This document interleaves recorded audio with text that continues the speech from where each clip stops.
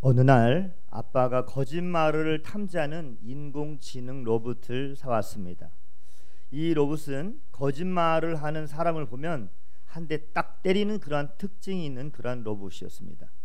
아빠는 아들에게 이 로봇을 테스트해 보기로 했습니다. 그래서 아버지가 아들에게 이렇게 물었습니다. 너 어제 어디 있었니? 아들이 대답합니다. 도서관에 있었어요 라고 말하는 순간에 로봇이 아들을 딱 때렸습니다. 네, 사실은 친구 집에 있었어요. 뭐 했는데? 만화 영화를 봤어요. 로봇이 아들 또 때렸습니다. 네, 사실은 야동을 봤어요. 아빠가 화를 내면서 말했습니다. 뭐라고? 내가 너 나이에는 야동은 알지도 못했단 말이야. 그러자 로봇이 이번엔 아빠를 한 대 딱 때렸습니다. 그 옆에 있던 엄마가 웃으면서 말했습니다. 역시 당신 닮은 아들이네요. 그러자 이번엔 로봇이 엄마를 또 딱 때렸습니다. 아들이나 엄마나 아빠 모두가 거짓말을 하는 죄를 지었던 것이죠. 여기에서 인간은 거짓말 탐지인 인공 로봇 앞에서 죄를 숨길 수 없다는 것을 알 수가 있습니다. 인간의 죄에 대하여 거짓말을 탐지하는 인공 로봇 앞에서 숨길 수 없다고 한다면 전지전능하신 하나님 앞에서 우리의 죄를 어떻게 숨길 수 있을까요? 모든 사람은 죄를 짓고 삽니다. 그러한 죄를 범한 사람은 하나님 앞에서 죄를 숨길 수가 없는 것이죠. 언젠가는 반드시 죄가 드러나고 그 죄로 말미암아 심판을 받을 것입니다. 죄의 싹은 사망이요, 심판이요, 그리고 저주요, 멸망이기 때문에 그렇습니다. 문제는 인간 스스로가 이러한 죄의 문제를 절대로 해결할 수 없다는 것입니다. 본문에도 21절에 아들을 낳으리니 이름을 예수라 하라. 이는 그가 자기 백성을 그유들의 죄에서 구원할 자이심이니라 하니라. 이렇게 말씀해 주셨어요. 왜 예수님께서 자기 백성을 죄에서 구원할 자라고 말씀하셨을까요? 인간은 죄의 문제를 절대 해결할 수 없기 때문입니다. 웬만하면 요새는 돈으로 모든 것을 해결하려고 합니다. 그죠? 그러나 죄를 해결할 수는 없습니다. 달나라를 오가는 첨단의 그러한 과학기술과 의료행위로 인간의 모든 문제를 해결할 수 있다 할지라도 그러나 죄를 해결할 수는 없는 것입니다. 또한 많은 사람들이 고행으로 자신의 육체 정욕을 죽일 수 있지만 그러나 분명한 사실은 죄를 해결할 수는 없는 것입니다. 하나님의 약속은 모든 인간들을 죄에서 구원하는 것이 하나님의 약속인 것입니다. 인간은 스스로 죄를 해결할 수 없고 죄에서 구원을 받을 수 없기 때문에 하나님께서 인간을 죄에서 구원하기 위해서 죄가 없으신 예수님을 성령으로 잉태케 하여 이 땅에 인간의 육신으로 보내주신 것입니다. 인간은 돈으로 또 과학 어떠한 문명으로 고행으로 그 어떤 방법으로도 죄의 문제를 해결할 수 없기 때문에 하나님께서는 이 땅에 예수님을 보내주신 것입니다. 따라서 예수님의 뜻은 자기 백성을 죄에서 구원할 자이심이니라 말씀하신 것처럼 구원자가 되신 것이죠. 예수님은 인간의 죄를 해결하기 위해서 이 땅에 오셨습니다. 죄로 말미암아 사망하고 죄로 말미암아 심판을 받고 죄로 말미암아 멸망할 사람들을 구원하기 위해서 이 땅에 오신 것입니다. 죄로 말미암아 괴로움과 죄로 말미암아 고통을 당하는 사람들에게 자유와 평화를 주시기 위해서 예수님께서 이 땅에 오셨다는 사실입니다. 하나님의 형상과 에덴 동산을 잃어버렸어요. 그리고 사람을 회복시키기 위해서 이 땅에 예수님께서 오신 것이죠. 하나님의 약속은 예수님을 믿으면 누구든지 죄에서 구원받는 것입니다. 누구든지 예수님을 믿으면 죄의 문제를 해결받고 죄에서 구원받을 수가 있는 것입니다. 죄와 사망의 법에서 해방되어서 참된 자유를 누리며 살게 되어 있는 것입니다. 죄의 종에서 의의 종이 되고 거룩하신 하나님의 자녀의 복을 받는 모습으로 변화된다는 사실을 믿으시길 바랍니다.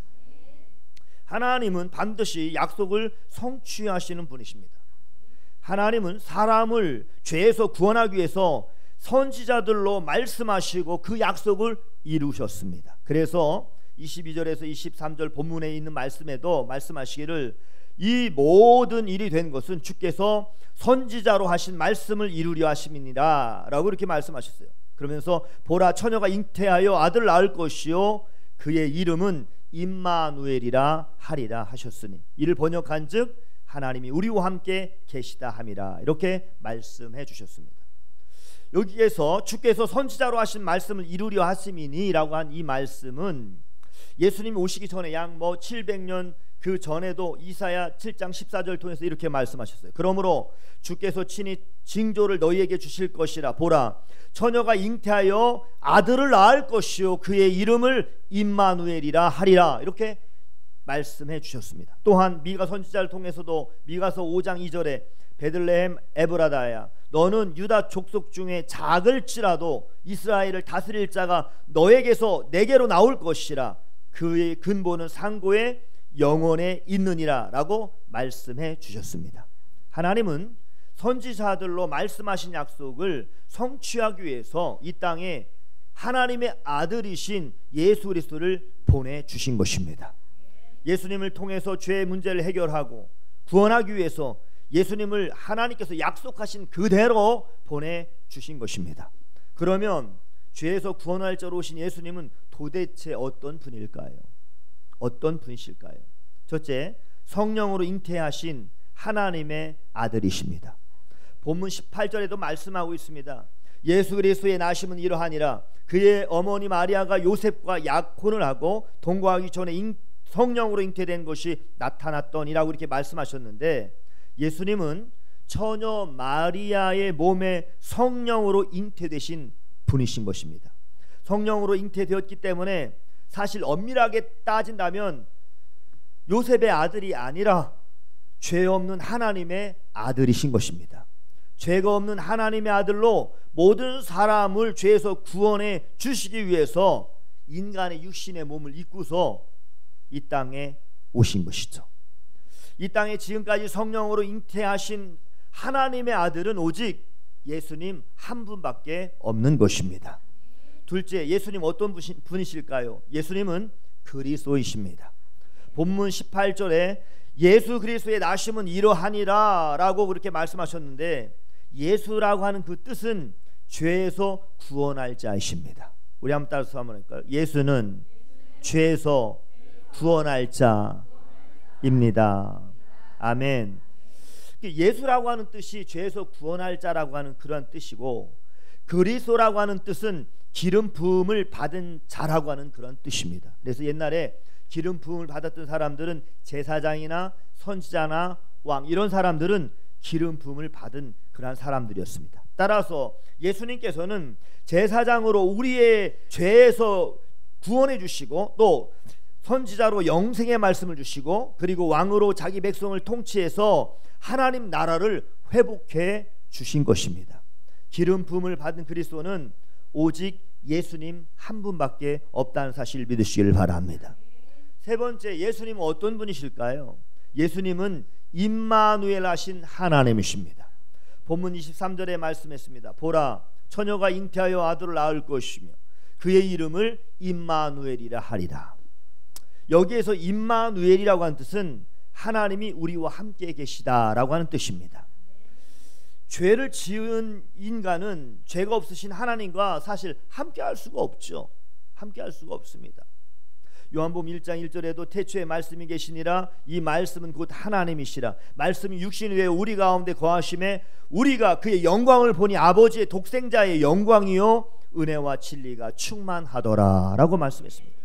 하나님이 우리와 함께 계시기 위해서 이 세상에 오셨는데 그분이 바로 누구예요? 하나님의 아들 독생성자 예수님이라고 하는 사실입니다. 말씀이 육신이 되어 오신 하나님은 오직 이 땅에 예수님 한 분밖에 없다라고 하는 사실입니다. 예수님은 하나님의 아들이요 예수님은 그리스도시요 예수님은 임마누엘이십니다. 믿으시면 아멘 합시다. 아멘. 이 사실을 믿는 성도는 죄에서 구원받는 것입니다. 또 그리스도인이 되는 것입니다. 언제나 하나님께서 함께 하시는 것입니다.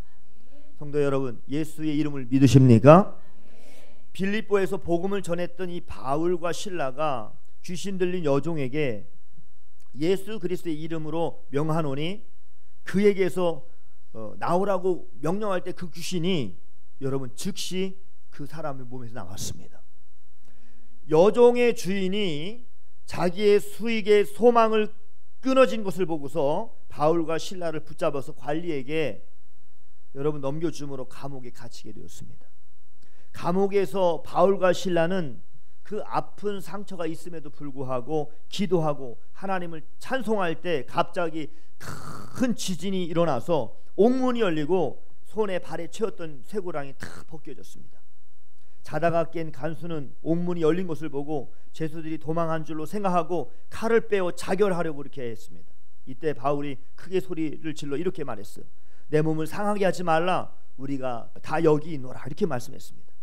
간수가 등불을 가지고 뛰어 들어와서 무서워 떨면서 바울과 실라 앞에 엎드려 말했습니다. 선생들이여, 내가 어떻게 하여야 구원을 받을 수 있으리이까? 이때 바울이 말합니다. 사도행전 16장 31절에 이렇게 말했습니다. 주 예수를 믿으라. 그리하면 너와 내 집이 구원을 받으리라. 간수의 온 가족은 예수를 믿고 세례를 받았으므로 죄에서 구원을 받게 되었습니다. 로마서 10장 9절에 이렇게 말씀했습니다. 내가 만일 내 입으로 예수를 주로 시인하며 또 하나님께서 그를 죽은 자 가운데서 살리신 것을 내 마음에 믿으면 구원을 받으리라. 이렇게 말씀해 주셨습니다. 입으로 예수 주로 시인하고 또 마음으로 예수님을 믿으면 구원을 받는다라고 하는 그런 말씀입니다. 여러분, 하나님의 아들 예수 그리스도를 여러분 믿으십니까? 베드로처럼 주는 그리스도시요 살아계신 하나님의 아들입니다 라고 고백하시는 여러분 되기를 주의 이름으로 축복합니다. 예수님을 믿음으로 죄에서 구원을 받습니다. 자유를 누리게 됩니다. 그리고 하나님이 주시는 복을 받고 살아가는 성도가 되는 것입니다. 또한 하나님의 아들로 하나님의 상속자로 살아가는 성도가 되는 줄로 믿습니다. 하나님의 통치 아래 하나님의 나라의 백성으로 은혜 가운데 날마다 살아가는 성도가 다 되시길 주의 이름으로 축복합니다. 여러분, 예수님의 이름을 믿는 성도는 인간의 상식을 버려야 합니다. 오늘 본문의 19절에 있는 말씀을 보면 그의 남편 요셉은 의로운 사람이라 그를 드러내지 아니하고 가만히 끊고자 하여 라고 하는 말씀이 있는데요, 여기에서 의로운 사람인 이 요셉은 정혼한 마리아가 임신한 것을 보고 그것을 드러내지 않고 가만히 끊고자 했습니다. 여러분, 왜 요셉이 마리아가 임신한 것을 드러내지 아니하고 가만히 끊고자 했을까요? 인간의 상식으로 생각했기 때문에 그렇습니다. 인간의 상식으로 생각할 때 자신과 동거하지 않는 마리아가 여러분 갑자기 임신해서 배가 불러오는 것을 여러분 이해할 수가 없는 것입니다. 다른 남자와 부정한 관계로 임신한 것으로 생각을 했던 것이죠. 간음한 것이 드러나면 어떻게 됩니까? 사랑하는 여자가 많은 사람들에 의해서 돌로 쳐 죽을 수밖에 없는 그런 상황이기 때문에 요셉은 가만히 끊고자 했던 것입니다. 정혼한 요셉이 가만히 끊고자 한 것은 요셉의 입장에서 최선의 선택이었을 것입니다. 의로운 사람인 요셉은 불의한 여자와 결혼하여 아내로 맞이할 수가 없었던 것이죠. 성도 여러분, 예수님께서 성령으로 잉태한 것은 이러한 사실은 초자연적인 하나님의 사건인 것입니다. 인간의 상식을 버리지 않으면 도저히 이것을 믿을 수가 없는 거예요. 어떻게 이걸 믿을 수가 있겠습니까? 처녀가 임신했어요. 어떻게 이걸 믿을 수가 있겠습니까? 상식적으로는 도저히 이해할 수도 없고 믿을 수도 없는 것이죠. 어떻게 남자와 여자가 동침하지 않고 처녀가 임신을 할 수가 있겠습니까? 의학적으로도 과학적으로도 인간의 상식으로는 이해할 수 없고 믿을 수 없는 일입니다. 오늘날도 인간의 상식을 버리지 못해서 예수님의 이 동정녀 탄생을 의심하는 성도들도 있습니다. 예수님의 신성과 예수님이 하나님의 아들이심을 믿지 못하는 그런 사람들도 있습니다. 우리 모두 인간의 이러한 상식을 버리는 성도가 되기를 주의 이름으로 축복합니다. 인간의 상식을 버림으로 성령으로 잉태하신 예수님, 죄가 없으신 예수님, 하나님의 아들이신 예수님을 믿는 성도들이 다 되시기를 주의 이름으로 축복합니다. 예수님을 믿는 성도가 취할 것이 있는데 그 취할 것이 무엇일까요? 그것은 하나님의 말씀을 액면 그대로 믿는 것입니다. 오늘 본문의 20절에도 말씀하고 있어요. 이 일을 생각할 때 주의 사자가 현몽하여 이르되 다윗의 자손 요셉아 내 아내 마리아 데려오기를 무서워하지 말라. 그에게 잉태된 자는 성령으로 된 것이라. 왜 주의 사자가 요셉에게 현몽하여 내 아내 마리아 데려오기를 무서워하지 말라고 그렇게 말씀하셨을까요? 데려오기를 무서워하고 있기 때문에 그랬습니다. 여러분 생각해 보세요. 동침도 안 했는데 배가 불러와요. 임신한 그런 마리아를 가늠한 여인이라고 생각하고 사람들이 봤을 때 그냥 내버려 두지 않았거든요. 그래서 그런 사실을 알면 여러분 가늠한 마리아를 돌로 쳐서 죽일 것이라고 생각했기 때문에 여러분 그런 생각이 탁 이 머릿속에 박혀 있는 한 그 아내를 데려올 수가 없는 것이죠. 그래서 이런 사람은 이 요셉은 가늠한 여인을 데려와 아내로 맞이하는 것이 두려웠던 것입니다. 마리아 데려오는 것이 두려운 요셉은 드러내지 않고 그래서 가만히 끊고자 했던 것입니다. 자, 이 남자가 아주 귀한 남자죠. 의로운 사람이죠. 교회에서도 그런 사람이 있어요. 교회에 어떤 그러한 부족하고 연약한 부분들을 막 드러내는 그러한 성도들이 있습니다. 믿지 않는 성도들한테도 막 가서 막 그렇게 드러낸 성도들이 있어요. 그러한 성도가 있는가 하면 또 묵묵히 기도하고 또 참고 인내하면서 여러분 그렇게 또 여러분 해결되기를 하나님 앞에 원하는 그러한 성도들도 있습니다. 여튼 요셉이 마리아 데려오기를 두려워할 때 주의 사자가 현몽하여 말씀했습니다. 마리아에게 잉태된 자는 성령으로 된 것이다. 아들 낳으리니 그 이름을 예수라 하라. 그는 자기 백성을 죄에서 구원할 자이다. 이름을 임마누엘이라 하라. 이를 번역하면 하나님이 우리와 함께 계시다 함이라. 요셉은 주의 사자의 말씀을 그대로 받아들였고 그대로 그 말씀을 믿었습니다. 성령으로 잉태된 하나님의 아들임을 확실하게 요셉은 믿었던 것입니다. 백성을 죄에서 구원할 예수 그리스도로 믿었고요. 그리고 또한 우리와 함께 계시기 위해서 오신 살아계신 하나님으로 믿었던 것입니다. 따라서 요셉은 주의 사자의 말씀을 믿고 주의 사자의 말씀대로 행하여 어떻게 합니까? 마리아를 데려왔던 것입니다. 성도 여러분, 예수님께서 성령으로 잉태하신 것은 초자연적인 하나님의 역사인 것입니다. 인간의 상식을 뛰어넘는 초자연적인 하나님의 역사인 것입니다. 인간의 생각으로는 도저히 믿을 수 없지만 여러분 하나님의 말씀을 믿으시길 주의 이름으로 축복합니다. 예수님이 성령으로 잉태된 것은 창세기 3장 17절에 말씀하신 여자의 후손으로 오신 하나님의 역사인 것이죠. 죄가 없는 몸으로 오시고 하나님의 아들로 오시고 또 온 인류를 구원하는 하나님의 역사심으로 예수님은 이 땅에 오신 것입니다. 그러므로 하나님의 말씀을 믿음으로 예수님을 하나님의 아들이요 그리스도로 믿고 또한 죄에서 구원하시는 분으로 믿는 성도가 되시기를 주의 이름으로 축복합니다. 복음성가 중에서 복된 예수라고 하는 복음성가가 있어요. 그 가사를 보면 이렇습니다. 내 사랑하는 그 이름 예수 복된 예수. 내 귀에 음악 같도다 예수 복된 예수. 내 마음에 계신 그 이름 예수 복된 예수. 내 눈에 눈물 씻기는 예수 복된 예수. 내 사랑하는 그 이름 예수 복된 예수. 여러분 복된 예수님을 믿으십니까?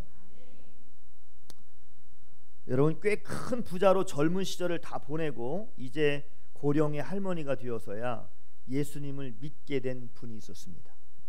어느 날 손녀의 손목을 잡고 장날 장거리에 나갔는데 어느 불쌍한 사람이 좀 도와달라고 하는 그런 손을 막 이렇게 내밀었어요. 그럴 때 그 할머니는 그에게 얼마를 주고 이렇게 갔습니다. 또 보니까 저쪽에서 또 어느 누군가 이렇게 도움의 손길을 청했습니다. 할머니는 그에게도 또 동정을 베풀었습니다. 그리고 구세군의 자선 낭비, 요새도 여러분 딸랑딸랑 들리죠? 소리가 들리니까 거기에서 또 얼마를 이렇게 집어넣고, 이런 식으로 만나는 사람마다 그 할머니는 동정을 베풀었습니다. 그러자 손녀가 할머니에게 이렇게 말했습니다. 할머니 오늘 참 손해 많이 보이시네요. 이렇게 물어보는 거예요. 이 말을 들은 할머니는 어린 손녀에게 이렇게 얘기했습니다. 내가 예수님 믿은 후에 급한 성격도 버렸고 남 흉보던 말도 버렸단다. 세상의 쾌락도 버렸고 욕심도 버렸고 이기심도 버렸고 질투도 버렸고 남을 비판하는 마음도 다 버렸단다. 이제 내게 남은 것은 오직 예수님 뿐이란다. 이렇게 이야기했다는 것입니다. 성 어거스틴이 어느 날 밤에 주님을 사모하는 마음으로 기도하다가 잠이 들었습니다. 잠이 든 그는 꿈결에 사랑하는 예수님을 만났습니다. 주님께서 성 어거스틴에게 이렇게 말씀하셨습니다. 나의 아들아, 너는 나에게 무엇을 원하느냐? 이때 어거스틴은 이렇게 대답했습니다. 아무것도 원하지 않습니다. 오직 주님만을 원합니다. 여러분, 예수님께서 여러분들에게 무엇을 원하느냐라고 묻는다면 여러분은 뭐라고 대답하시겠습니까? 주님만 원합니다. 나에게 필요한 것은 예수님뿐입니다. 기도하겠습니다.